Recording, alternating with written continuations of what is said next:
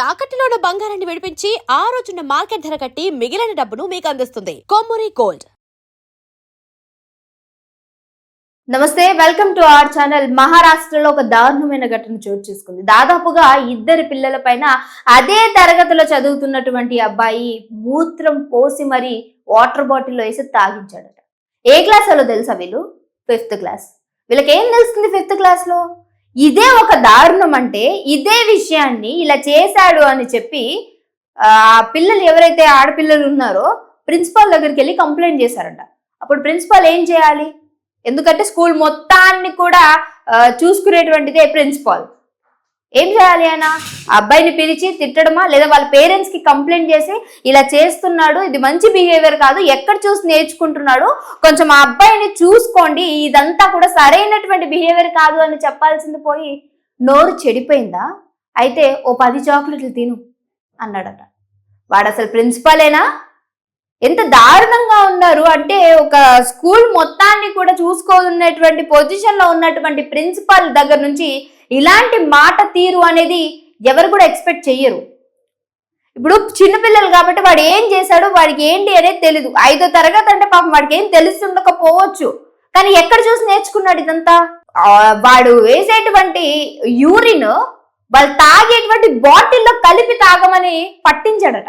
వీటితో పాటు మరి ఇంకెవరో ఉన్నారో తెలియదు, కానీ అంటే అంత సైకిక ఆనందం ఎక్కడి నుంచి పొందుతున్నారు పిల్లలు? ఇది తెలుసుకున్నటువంటి టీచర్స్ కావచ్చు, ప్రిన్సిపాల్ కావచ్చు, తీసుకోవాల్సినటువంటి తగిన జాగ్రత్తలు ఏంటి, వాళ్ళకి చెప్పాల్సినటువంటి భయం ఏంటి?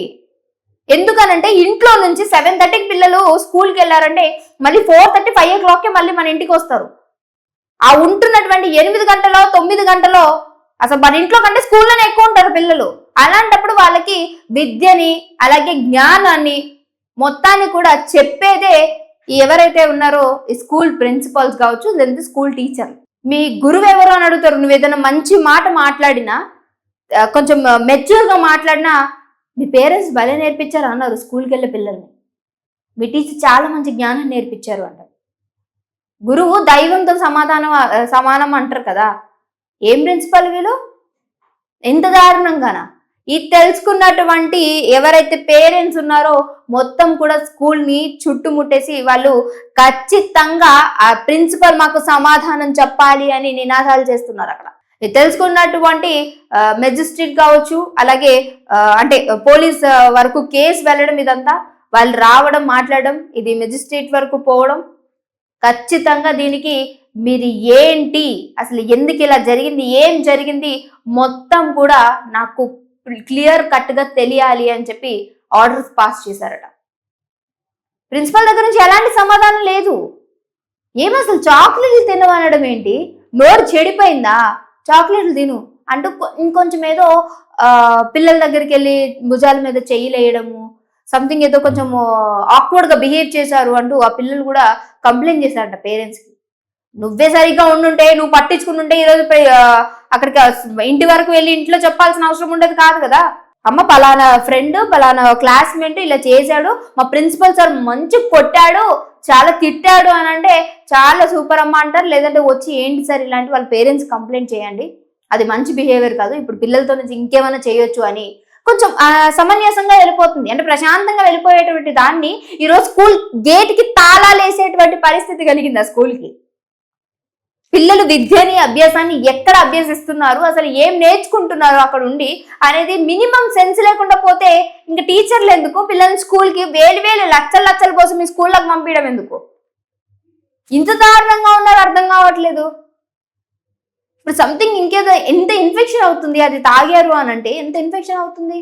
యూరిన్ పట్టిస్తాడా వాడు? అసలు వాడికి ఎక్కడి నుంచి నేర్చుకుంటున్నాడు అని అంటే పేరెంట్స్ని అంటామా? ఎవరిని అంటాము? పేరెంట్స్నే అంటాము. ఏడ్లా చూశాడు, ఏం చేస్తున్నాడు, వాడి బిహేవియర్ ఏంటి, వాడి మాట తీరు ఎలా ఉంది, వాడు ఎవరితో ఎలా మాట్లాడుతున్నాడు అనేది మినిమం సెన్స్ ఉండాలి. ఇదంతా పక్కన పెడితే నీ వరకు వచ్చినటువంటి నీ పిల్లలు, నీ స్టూడెంట్స్ అని అంటే వాడు 10th క్లాస్ చదివి బయటికి వెళ్ళేంత వరకు నీ పిల్లోడే అని అంటారు. నీ కడుపున పుట్టిన పిల్లల కంటే ఎవరైతే స్కూల్లో ఉన్నటువంటి పిల్లలు మీ పిల్లలు అనే పేరుతో పిలుస్తారు. మన అందరూ స్కూల్ చదువుకునే వెళ్ళుంటాం, బహుశా వీడియో చూసిన మీరెవరైనా ఖచ్చితంగా వాళ్ళ పిల్లలు అని అంటారు. క్లాస్ టీచర్ అయితే ఇంకా దారుణంగా మనల్ని మా పిల్లలు అని చెప్పుకుంటారు. అలాంటి మీ పిల్లలు తప్పు చేస్తే కనీసము చెప్పే తీరుండద్దా?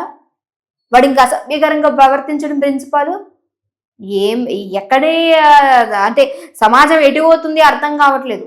ఈ ఘటన నిజంగా మొత్తం ఆ గ్రామాన్ని మొత్తాన్ని కూడా కలిసి వేసేసి నిజంగా అక్కడ అతలాకుతలం చేసేస్తుంది.